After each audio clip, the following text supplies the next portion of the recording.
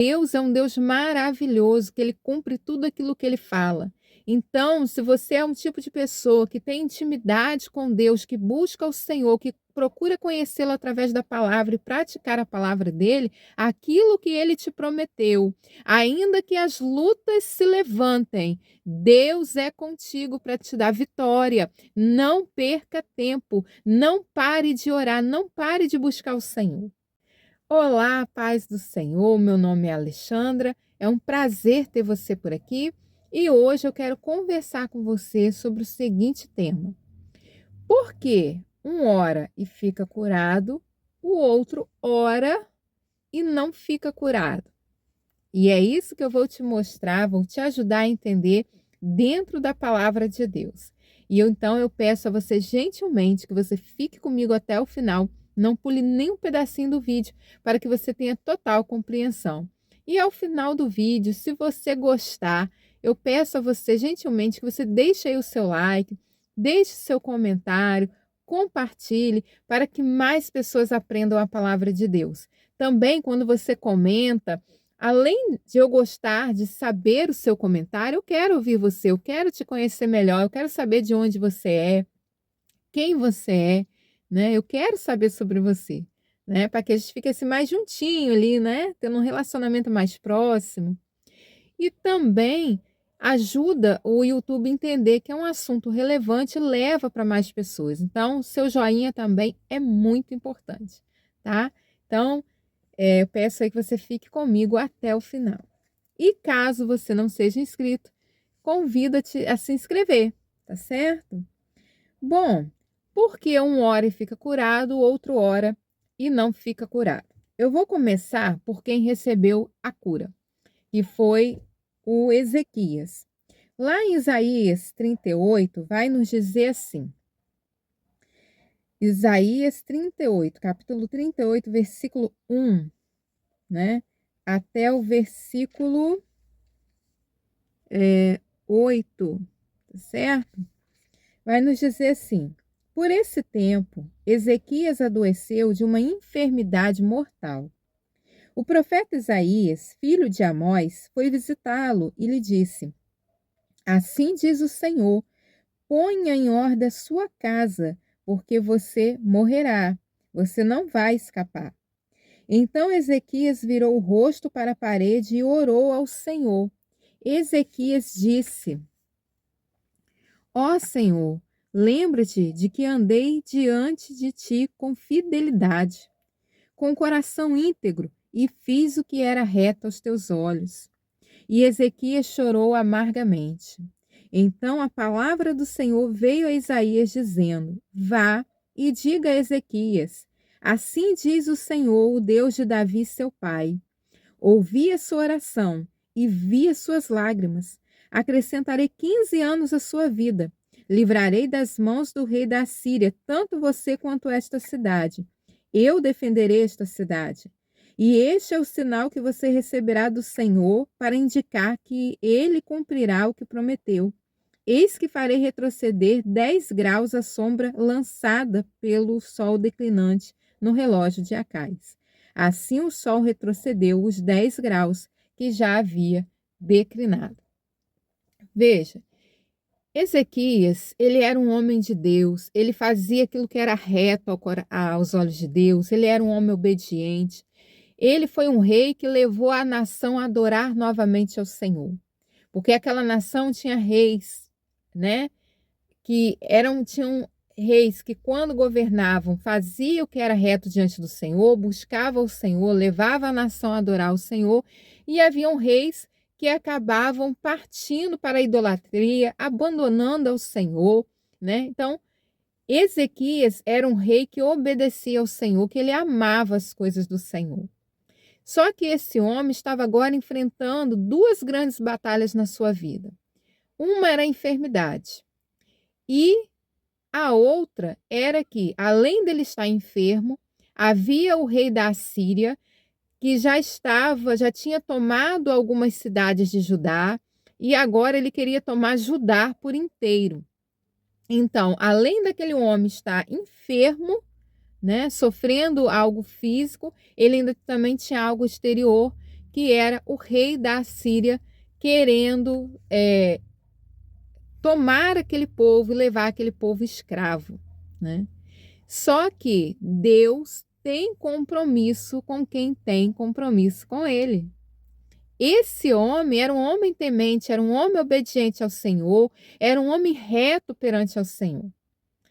A palavra de Deus chega a dizer que aquilo tudo que Ezequias fazia, ele prosperava porque ele fazia com todo o coração, né? Então, Deus se agradava daquele homem. Só que, mesmo Deus se agradando dele, as situações adversas aconteceram. Mas Deus foi com este homem.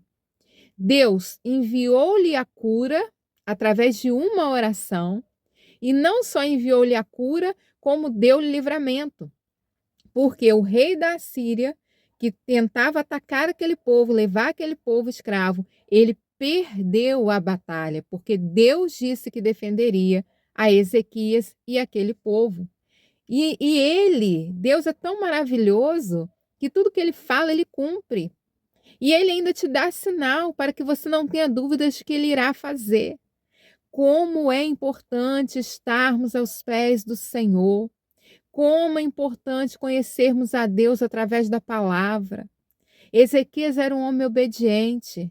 E por ser obediente, por conhecer a palavra, por ele entender pela palavra que a obediência valia muito mais do que um sacrifício, ele orou ao Senhor usando a palavra, dizendo o quanto ele foi reto diante do Senhor, né? E Deus vai ali, diz que dará a ele a vitória e ainda envia um sinal para comprovar de que ele receberia aquela vitória, né? Então, Deus é um Deus maravilhoso, que ele cumpre tudo aquilo que ele fala.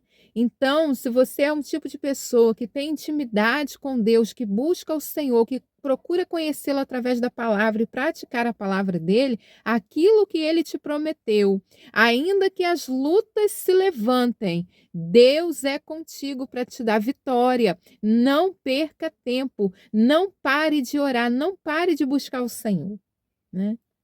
Só que agora tem o outro lado, que também era um grande homem de Deus. Esse homem de Deus, ele era tão usado por Deus, que quem estivesse doente e ele mandasse o lencinho dele com o suor dele, essa pessoa usava aquele lenço e ficava curada. Mas esse homem, que também era tão usado por Deus, veja, eu estou falando do apóstolo Paulo. Eu vou ler rapidamente lá em 2 Coríntios, capítulo 12, do versículo 1 até o 10, para que vocês entendam, tá? 2 Coríntios, capítulo 12, versículo 1 ao 10. Diz assim: as visões e revelações do Senhor. Se é necessário que eu me glorie, ainda que não seja conveniente, vou falar a respeito das visões e revelações do Senhor. Conheço um homem em Cristo que, há 14 anos, foi arrebatado até o terceiro céu. Se isso foi no corpo ou fora do corpo, não sei, Deus o sabe. E sei que esse homem, se no corpo ou fora do corpo, não sei, Deus o sabe, foi arrebatado ao paraíso. Presta atenção. Ele foi arrebatado ao terceiro céu, ao paraíso. Ele foi arrebatado aonde Deus mora. Oh, glória a Deus! Que homem é esse, né? Um homem muito usado por Deus. Então, ele foi arrebatado ao paraíso e ouviu palavras indizíveis que homem nenhum tem permissão para repetir. Desse eu me gloriarei, não porém de mim mesmo, a não ser nas minhas fraquezas. Pois se eu vier a gloriar-me, não serei louco, porque estarei falando a verdade. Mas evito fazer isso para que ninguém se preocupe comigo mais do que vê em mim ou do que ouve de mim. Ou seja, ele queria que o que fosse manifesto na vida dele fosse a glória de Deus, e não ele. Porque muitas das vezes nós colocamos o homem num altar, num pedestal, como se tudo aquilo que o homem realiza fosse por ele mesmo. Não. Deus é quem age através dos homens, mas é de qualquer homem, de homens que têm responsabilidade com a palavra. Pelos frutos você vai conhecer, né? Então, versículo 7. E para que eu não ficasse orgulhoso com a grandeza das revelações, foi-me posto um espinho na carne. Olha só, ele recebeu revelações e agora, para que ele não ficasse orgulhoso dessas revelações, ele teve agora um espinho na carne. Foi-me posto um espinho na carne, mensageiro de Satanás, para me esbofetear, a fim de que eu não me exalte. 3 vezes pedi ao Senhor que o afastasse de mim. Então ele me disse: a minha graça é o que me basta, é o que basta para você, porque o poder se aperfeiçoa na fraqueza. De boa vontade, pois, mais me gloriarei nas fraquezas, para que sobre mim repouse o poder de Cristo. Por isso sinto prazer nas fraquezas, nos insultos, nas privações, nas perseguições, nas angústias, por amor de Cristo. Porque quando sou fraco, então é que sou forte. Veja, ele teve revelações maravilhosas da parte do Senhor. Então Deus vai agora e permite um espinho na carne dele para que ele não se exalte. Por quê? Porque a soberba precede a ruína.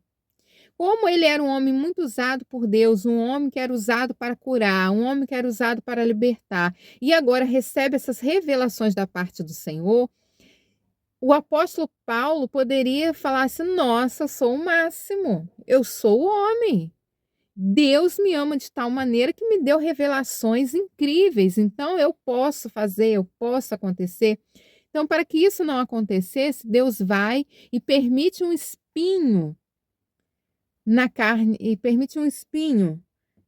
na carne de Paulo, para que Paulo entenda que ele teve revelações da parte de Deus, não porque ele era mais especial, não porque ele era melhor que ninguém, mas que ele era uma pessoa totalmente dependente do Senhor. Tanto é que ele orou 3 vezes e Deus não tirou aquele espinho, mas disse: a minha graça te basta. O que é a graça? É um favor imerecido. É aquilo que nós temos da parte de Deus, mas que nós não merecemos. Mas Deus é tão bom e tão maravilhoso que ainda assim nos dá, né?